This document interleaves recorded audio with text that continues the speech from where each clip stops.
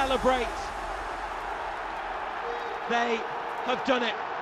Hi everyone, welcome back to the Evermore YouTube channel. It's Chris back with the Aftermath. This is the show we do when the dust has settled from the post-match in Newcastle's last game. The post-match reaction is very instantaneous. Sometimes you can see things that you maybe, or say things that you didn't quite see the first time round. You have a bit of time to think about it, rest, recuperate, consume some content, and then the Aftermath is perfect for that show. So this is an Aftermath with a bit of a twist, really. So obviously going to talk about the Aftermath of the Ipswich game, but the big question: can Newcastle United do it? Can they finish in the Champions League positions? I've actually done some mathematics here as well. Now, normally quite good. Anyone who's watched the channel previously, if you haven't smashed subscribe, help get us to the next milestone.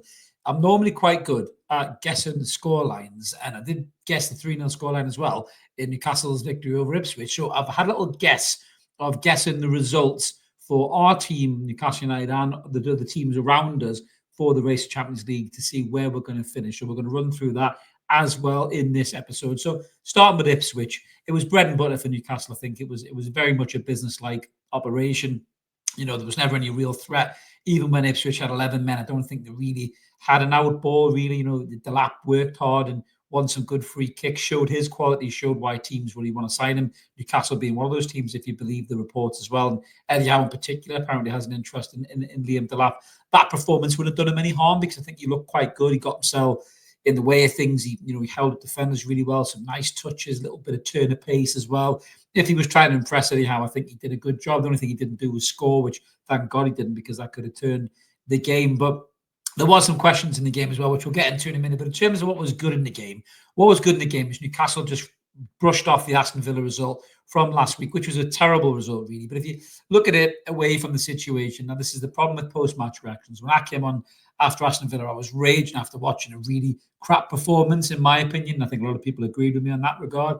But when you look at it in context, Newcastle have won, including yesterday, they've won 20 of the last 26 games, I think it is. And that's title-winning form, really. There's only Liverpool probably who've got a better form guide than that in the Premier League right now. So Newcastle are a winning machine at the moment, which made the Aston Villa thing even harder to take at the time because it was totally out of character for this team. But we are definitely focused, locked in, looking to achieve this Champions League position. There was no doubt about that at all.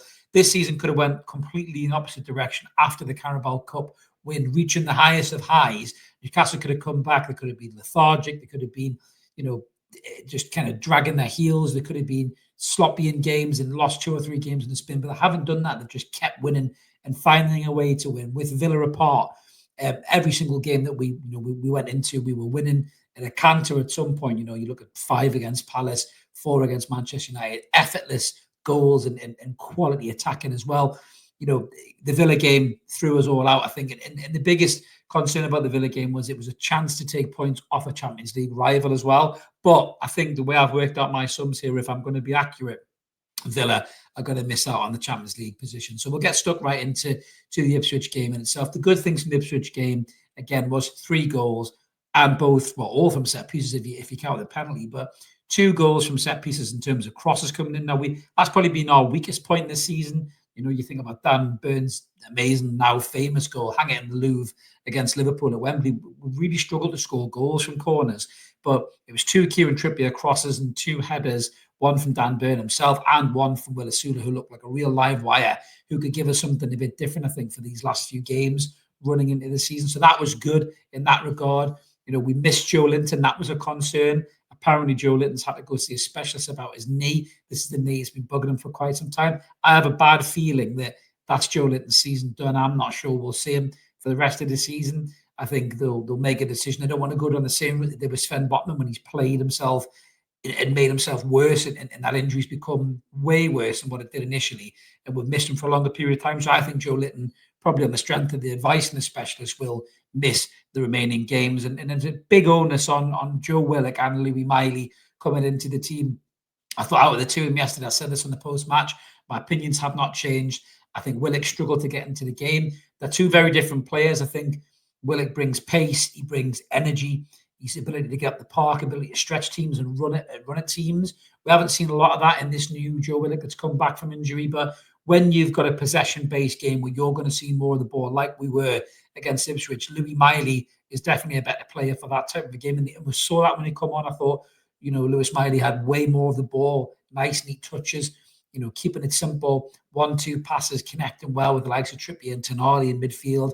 And Bruno, it left Bruno a little bit license to kind of get further forward and try and get into the box for a goal, which he did do a couple of times. So that's a promising thing as well. But we're going to need both Joe Willock and Lewis Miley to really step up in Joe Linton's absence. Now, what would concern me, I'll get into the fixtures in a minute, but when you're playing against the likes of Chelsea, Arsenal, even Brighton to an extent with the way that they play, you need that, enforcer, you need that guy to break up the play and then get you 10 or 15 yards up the pitch. And Joe Linton's excellent at that. And we will miss that. There is no doubt about it. If he does miss those games, I have a bad feeling that he will. I'm just waiting for the club announcement in the next few days to confirm that as well. In terms of Anthony Gordon as well, apparently Anthony Gordon isn't quite 100% fit. He's still feeling something in his knee. So I think he's going to continue and probably be on the bench and come on as an impact player, which isn't a bad impact player to have. I thought he looked busy when he come on and looked lively. There's no sign of a knee injury there, but if it's playing over 90 minutes, it could aggravate that a lot more. Harvey Barnes is still in good form. I thought he looked really good against Ipswich, got in some great positions again. Very unlucky not to get that Harvey Barnes shot off. A couple of chances he just zipped over the bar. On another day, could have screamed in the top corner. He could have had another couple of goals. I think he's got 6 goal involvements in his last 7 games or something, Harvey Barnes. So he's on fire. Murphy looked sharp again, looked a lot better than he did against Aston Villa. Got a good couple of crosses into the box, just missed with a nice shot from range as well. So Murphy looks like he's ready to go till the end of the season as well. We need Barnes and Murphy at full tilt if Gordon isn't quite 100%. The biggest concern, I think, from the Ipswich game, and I've seen a few people asking this question. I listened to and watched the True Faith podcast before. Love the guys at True Faith, got loads of time for them. And they asked a really important question. Is Alex Isak playing with an injury? I think he's playing with a niggle. The difference between a niggle and an injury is how much he puts onto that niggle to then cause it to be an injury. Now, he had a groin strain against Liverpool a good few months ago, if you remember. And I think the reason that we're seeing Alexander Isak almost pull him back, he's maybe operating on 70% or 65% full Isak. I think the reason he's doing that is because of the likes of Bunce in the background is saying, don't push it too hard, Alex. Don't go into those sprints, those long busting sprints where you're jinking in and out, because we don't want you doing your groin and missing the remaining games of the season. And I think he's conserving energy. Now, whether you agree with that or disagree with that, this is modern day football. This is the science of modern day football. Isak is fit enough to play. He's fit enough to start, but he's not fit enough to give you probably what he does give you when he's full tilt. And I think that's the difference. But in certain games, like the Chelsea one at home, which I think is the biggest game we've got out of a lot of them, the last remaining games, we'll get into them in a second. I think that's where we'll see the real Alexander Isak burst into life in that game. And we'll see him, turn that 65% up to 80, 90% Alexander Isak. And if he can get a good hour or 70 minutes out of him at full Isak, that should be enough for us to win that game. I think he's been substituted, God knows how mane times. I've lost him out. At times he's not made 90 minutes, since January or something. I think he's been taken off before 90 minutes, even going back then. So that shows you they're trying to manage his body a lot better. And I think that's a good thing to do, because with Isak, he's so explosive with that pace and that dynamic running and that style that he has. He's going to get hamstring injuries. He's going to get groin strains. He's going to get, niggles that can take him out of long periods of games. We don't have the depth in the centre forward position to rotate, to take Isak out and rest him. Like the Ipswich game is a prime example. Had we had a better player to play in that position, somebody like, a Liam Delap or I'm not saying Jamie Vardy, but a Jamie Vardy type figure, an older player, not Jamie Vardy per se. I'm not saying we should sign him on a free transfer that he's leaving Leicester at 38. If he was maybe 34, I'd maybe say, well, why not? But somebody can come in and lead the line and do a good job, and then bring Isak on for the last 20 minutes, half an hour to either see the game out or win it for you. But we don't have that luxury in our squad depth. Callum Wilson, I think, is one injury too many for him. I think he's come back. He looks leggy. He looks older. He looks tired. He looks like he's missed that kind of movement, that little spring that he had off the last defender on the shoulder.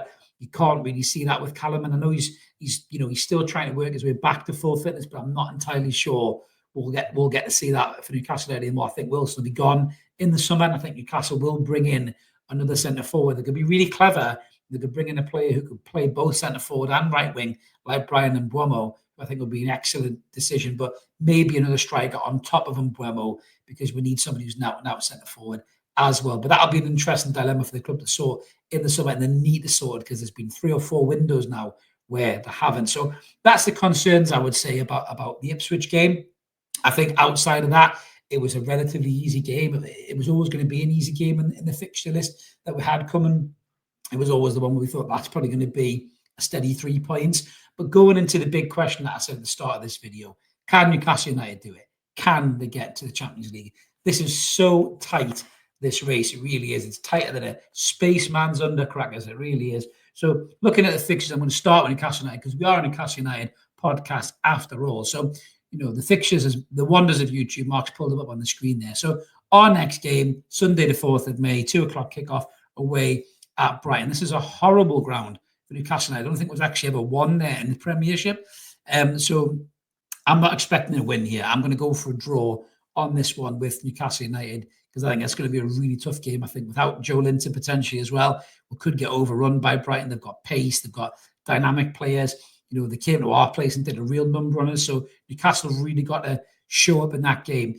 I think a point's more likely, but if Newcastle get 3 in that game, they could be in an unbelievable position, for this race for the top 4, top 5. If we get a win against Brighton, we could be looking more at 3rd place rather than where I've got us inevitably finishing up, which I'll get to in a second. So after that, we've got Chelsea at home, which I think is the big game because it's not only a big game because it's a home game. It's a chance for Newcastle United to get 3 points in the race for this Champions League position and cement our place in there. But it also has a double whammy of taking points off Chelsea, who are currently sitting in 5th.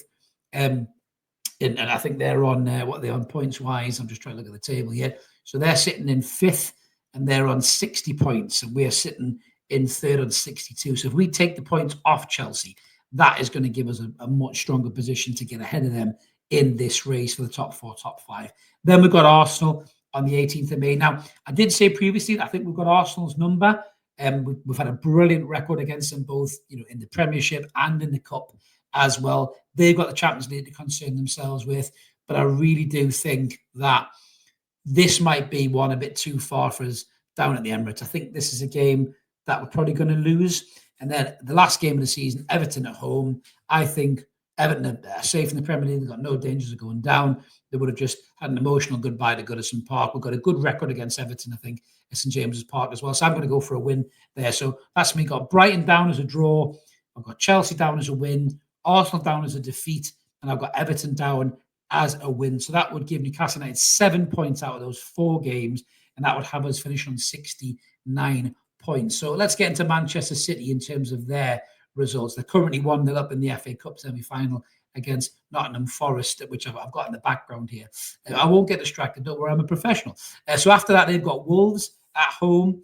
They then got Southampton away. They've got Bournemouth at home. And then they end the season with Fulham away. Now, this is a tricky run for Manchester City. That they are finding a bit more form now. They're starting to play a little bit more freedom, a little bit more like the City that we're used to seeing. But there is some tricky fixtures in there. Now, the Wolves game probably won't be a home bank and slam dunk for them. Not going to win this 4 or 5-0, but because Wolves have got good players. They've got Alex Acuna who can show up as well and cause some damage. But I think City are probably going to win that game. So I've got them down for a win on that one. Southampton away, I think I've got them down for a win. I think Southampton are toilet. They're circling the drain of the Premier League. They've already basically been binned, and I can't see them getting any real result against Manchester City. I don't think their players will be possibly even trying that hard to get a result. Maybe someone might try and catch the eye for a Premier League team next season. There's not much of that squad that probably will end up the Premier League next season. So I'm going to have City down for a win on that one. Then they've got Bournemouth at home, which is a really tricky game for them on the 18th of May. That's a really tricky game. But I think City at home, they're getting their groove back. I'm going to go for another win there. And Fulham, the last game of the season, I think Fulham will want to end strong. Fulham have still got a good chance of qualifying for Europe. And I think Fulham are going to beat Manchester City on the last game of the season. Now, that would give City 9 points out of those remaining fixtures. That's wins against Wolves, Southampton, and Bournemouth. And that would put them on 70 points in terms of their finishing league position. Now, going into Chelsea, in terms of the Chelsea fixtures, we'll get stuck into these. So the Chelsea fixtures coming up next. So Chelsea, they're in the Europa Conference on Thursday as well. So that should take a lot out of them before they play us. They've got Liverpool on the 4th of May when we are playing Brighton. I think they'll lose that game. Chelsea will get beat by Liverpool. I think Liverpool are They are obviously winning the Premier League. I think today they're beating Spurs 3-1 as I talked to you and recording this. But I think Liverpool will win that game as well. Then they've got Europa Conference semi-final. The head will be Welton at that. Then they come to St James's Park in the 11th, which is already said. I think they'll lose that game, as I said. I think Newcastle will win that game. Then they've got Manchester United at the Bridge. I think they'll win that game because Manchester United are no great shakes, especially away from home. And then Forest, the last game of the season. Now, Forest could be out of the FA Cup at this particular moment in time. Just looking there, might be another goal that's gone in possibly. They could be out of the FA Cup. I think the Champions League will be the last thing that they need to cling on to play for. So I think Forest will beat them on the last game of the season. And then Chelsea will only get 3 points from their remaining fixtures, which will put them on 63 points. So let's talk about Forest as well, going into Forest. So Forest, as I say, are losing the FA Cup right now. As we sit here, they're going to go out of the FA Cup. And they've got some tricky games as well to finish the season with. So they've got Brentford at home on the 1st of May, Thursday. That is a difficult game. Brentford have got some really good players. Thomas Frank's an excellent manager, like Sawisa and Mbeumo, who I just talked about before for Newcastle.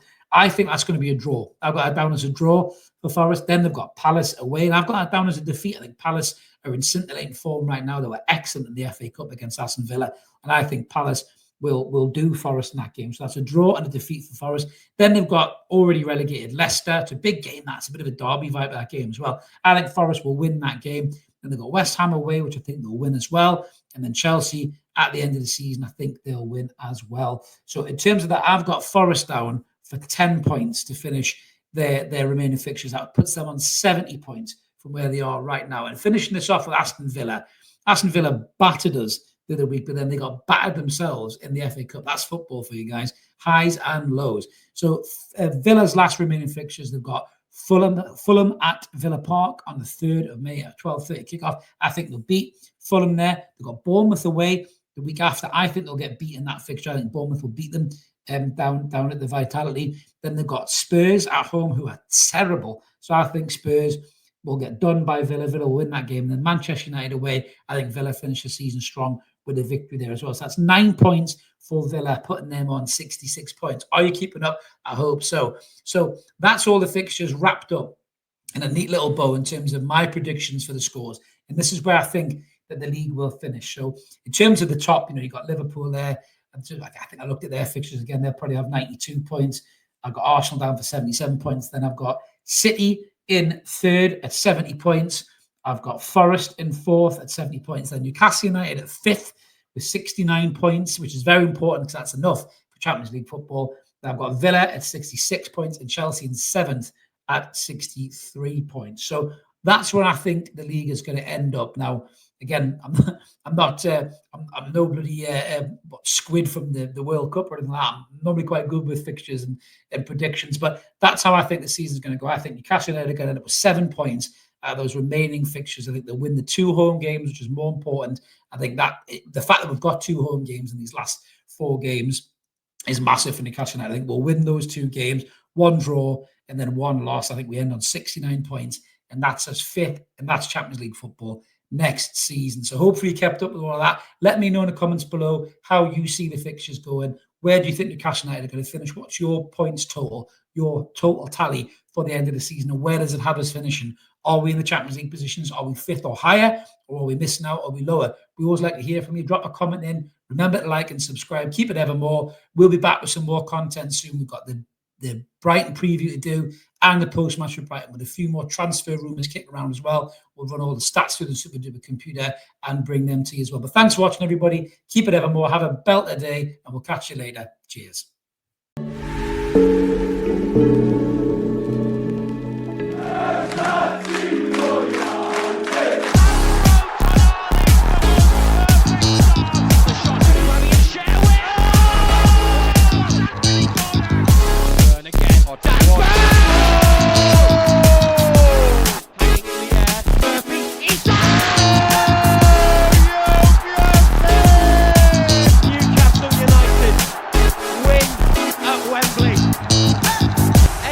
Heroes celebrate.